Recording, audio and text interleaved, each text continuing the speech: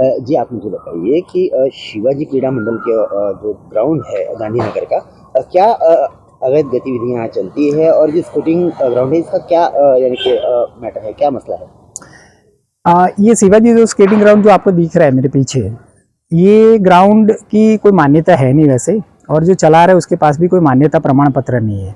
यानी मेरा कहना ये है कि जो म्यूनसिपल कॉरपोरेशन की तरफ से जो आधिकारिक रूप से इसको मान्यता मिलनी चाहिए, जिस हिसाब से लीज है या रेंट है, वो उसके कोई इस टाइप की इसके इनके पास कोई डॉक्यूमेंट्स ही नहीं है।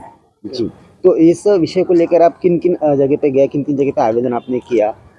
इस विषय में मैंने 27 तारीख को 27/11/2024 को एक आरटीआई डाला था, जिसमें मैंने खर्च और प्रमाण पत्रों की जानकारी मांगी थी स्केटिंग जो चल रहा है उसके बारे में।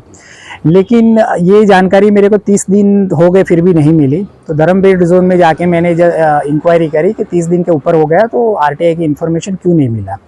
तब जाके मुझे पता चला कि ये आरटीआई यहाँ उनके पास धर्मपेट जोन में इन्फॉर्मेशन नहीं थी, तो आगे क्रीड़ा और स्थावर विभाग म्यूनसिपल कॉरपोरेशन सिविल लाइंस को भेजा गया है और आपको एक उसकी प्रतिलिपि घर पे भेजी गई एक्नॉलेजमेंट के लिए। और तब वहाँ मुझे पता चला कि वो कॉपी मैंने रिसीव करी है।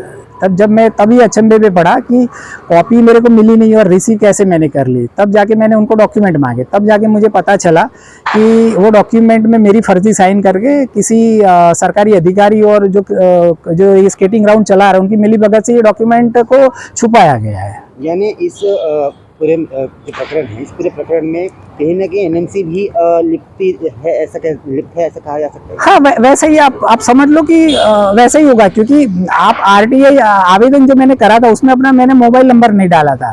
बट जब मैं देखता हूँ कि आरटीआई का जो आवेदन था उसके अंदर जो स्केटिंग जो चला रहा है उसका नंबर अपडेट था, और उसके बाद जो प्रतिलिपि आगे भेजी गई उसकी कॉपी भी मुझे नहीं मिली और उस पर फर्जी साइन करके भी ले लिया। तो कहीं ना कहीं सरकारी कर्मचारी और स्केटिंग चलाने वाला दोनों की मिलीभगत हो सकती है।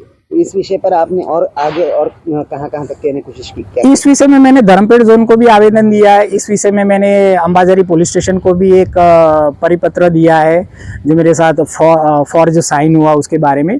और अभी अभिजीत चौधरी जो म्यूनसिपल कमिश्नर है उनको भी मैंने कल मिलने के फ्राइडे के दिन कोशिश करी, बट मिल नहीं पाए थे। तो अभी उनसे मिल के एक बार ये आवेदन मैं देना चाहूँगा। जो संबंधित व्यक्ति है जो स्केटिंग चला रहा है और इस तरह की गतिविधि कर रहा है, क्या नाम है उनका? उनका नाम है कृष्णा बैसवारे, जो यहाँ सालों से स्केटिंग चला रहे हैं। स्केटिंग ग्राउंड का किसी तरह का कोई एग्रीमेंट कोई कुछ है ही नहीं। अगर होता तो आरटीआई में जो लास्ट में हमको आरटीआई क्रीड़ा विभाग और सावर विभाग से जो माहिती मिली है उसमें तो वही उन्होंने बोला कि हमारे पास कोई ऐसे दस्तावेज है ही नहीं, किसी तरह कोई करार हुआ कुछ नहीं? करार है ही नहीं। यानी हमारे पास ऐसी माहिती जो मैंने मांगी थी वो माहिती उपलब्ध ही नहीं है। नहीं, स्केटिंग ग्राउंड जो है ये अवैध तरीके से चल रहा है सालों से। हाँ। और क्या कहेंगे आप, एक स्केटिंग करने वाले बच्चे से लगभग कितना हर्जाना लिया जाता है क्या? अब ये तो पता ही नहीं एक्चुअली, पर है कुछ अच्छी अमाउंट तो ली ही जाती होगी, क्योंकि ये अमाउंट क्या हो सकता है कैश हो या हो सकता है ऑनलाइन भी लिया जाता हो।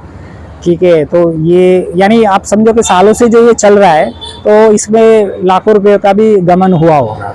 आपने शिवाजी ग्राउंड का जो एक ये था अवैध गतिविधि उस पर भी आपने कार्रवाई कराई और वो हाँ, अगर आप इस तरफ देखेंगे शिवाजी क्रीड़ा मंडल जो है वहाँ पे भी पहले लास्ट ईयर भी मीन्स काफ़ी सालों से चल रहा था, वो भी 15-20 साल से यहाँ पे भी अवैध गतिविधियाँ चल रही थी।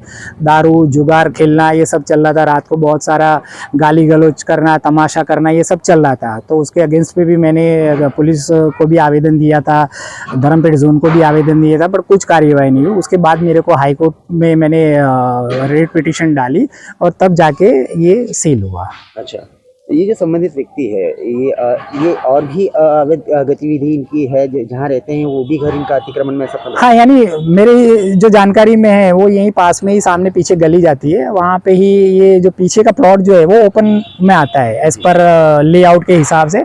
और पहले यहाँ सालों पहले बाजार भरता था और पीछे खुला ही है, पर वो भी वहाँ पे भी अतिक्रमण करके ही रह रहा है। ये जो ग्राउंड है आपके हिसाब से सरकारी ग्राउंड है, सरकारी ग्राउंड में कोई भी व्यक्ति अपना पर्सनल व्यापार या खेल कूद हो या किसी भी चीज़ से जुड़ा हो नहीं करता। तो आपके साथ साथ आपने जो आपत्ति जताई, आपने आईटीआई डाला है, आपने इसके बारे में जानकारी ली है और आपके साथ बस्ती में या मोहल्ले में? हाँ, यानी मेरे साथ और कलीग्स भी है जो मेरा साथ दे रहे हैं और हम उसके साथ ही मिलके काम करते हैं और हमने आवाज़ उठाई है, और अगर इस पे अगर सरकारी विभागों से हमें अगर कोई मदद नहीं मिलती है तो फिर हम आगे की कार्यवाही कोर्ट के द्वारा करेंगे। आपका नाम? माहिर पटेल।